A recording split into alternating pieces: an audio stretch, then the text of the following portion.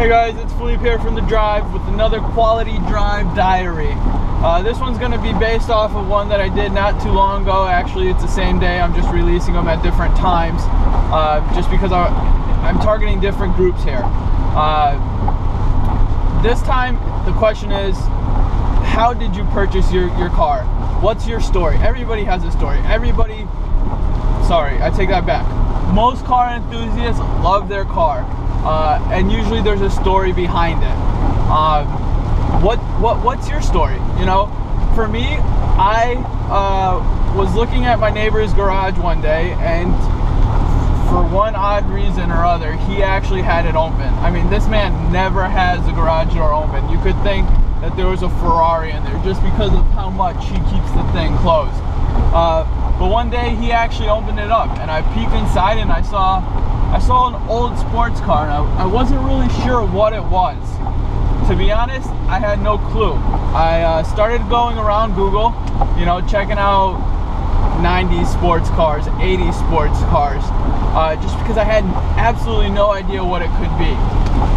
Once I started researching it and I actually got on Google and took a good look, I found out that it was a Nissan 300ZX. I was like, wow, that thing's friggin' sweet, you know, 80s car, sports car, turbo or non-turbo, two-seater, automatic, manual, whatever you want. I mean, the options were there for me. So I looked into it harder, and I thought it was an 84 or 85, but it turns out that it was indeed an 87. My neighbor has an 87 turbo automatic, unfortunately, otherwise I would have tried to buy it off of him already. And from there, I started looking at how I could buy one of these things. You know, how expensive are they? How hard are they to maintain?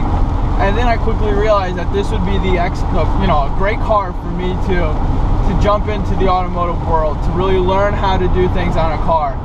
Until I purchased my Z, I had never done more than an oil change. You know, I was always a car enthusiast, but not necessarily a gearhead, as you could call it. And having the Z has enabled me to be able to do more of that. But going back to how I acquired the car, so I took a lot of time into researching the Z31, and then I realized that, you know, maybe something a bit older would be a little bit easier to start working with. You know, less electronics, less gremlins, less things to worry about.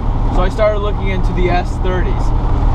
But if you're familiar with the S30s, you'll realize that, man, those things rust out quicker than paint dries.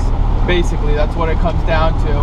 And finding one in New England, more specifically in Connecticut, it's just too difficult almost.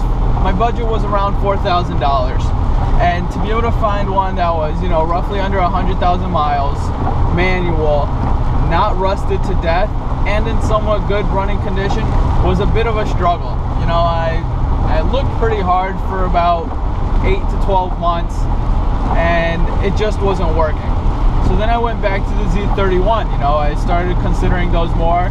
I immediately told myself it had to be a turbo, and it had to be a two-seater, and it had to be manual. Those were the three requirements that I was really stringent about. You know, mileage was important to me as well, as was price, but I mean, those three other factors were definitely the strongest, and when I was considering everything.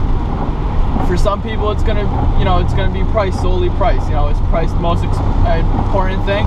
Sure, for some it might be. But for this case, for this car, for the fact that I was trying to learn off of it, I wouldn't say that price was too important. Anyways, moving on. I found the car on Craigslist up in Framingham, Massachusetts.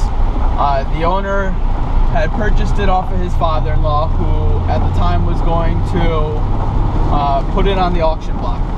The son-in-law said, no, I'll buy it, and he did. The son-in-law then decided that he's going to have to move, so he decided to keep his 71 Nova instead. Hey, power to him. I'm sure he's building his dream muscle car right now, and hell, I'm driving my dream Z car, which I think is pretty sweet in its own right. Again, he could only bring one car with him. He chose a Nova, so he chose to sell the Z. I showed up. We talked about it. He told me about the car, let me test drive it, and the rest is history. I've had the car for about 9 months now. I thoroughly enjoy it. I drive it every day when I'm home from school. And you know, you just do what you do to enjoy the car that you own.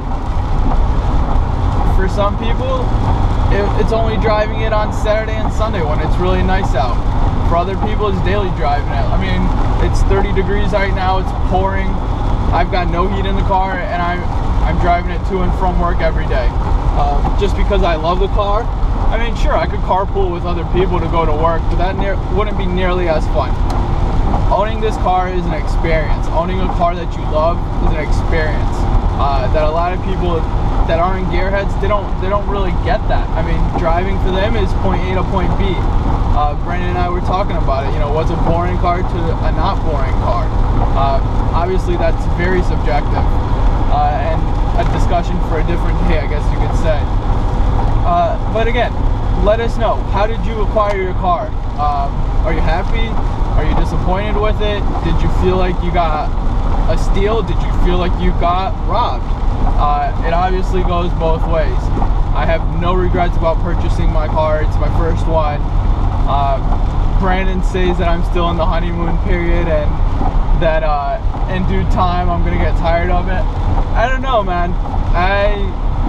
This car is putting up a good battle. 9 months in and we're still going strong, so we'll see what happens. It's definitely a labor of love though, as is with most of these. What the hell are you doing, man? What the hell?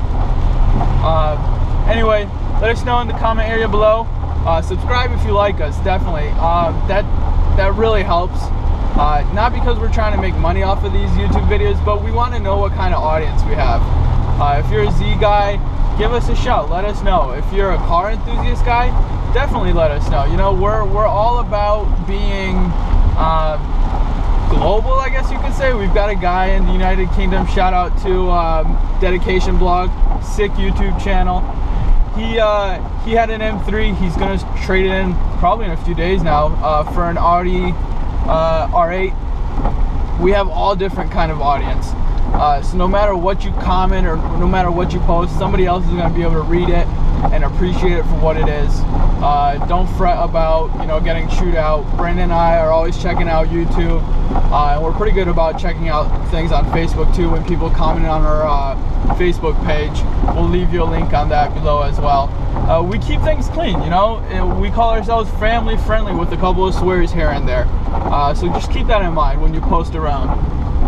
Again, guys, we really appreciate your feedback, your opinions. Let us know. Thank you very much, guys.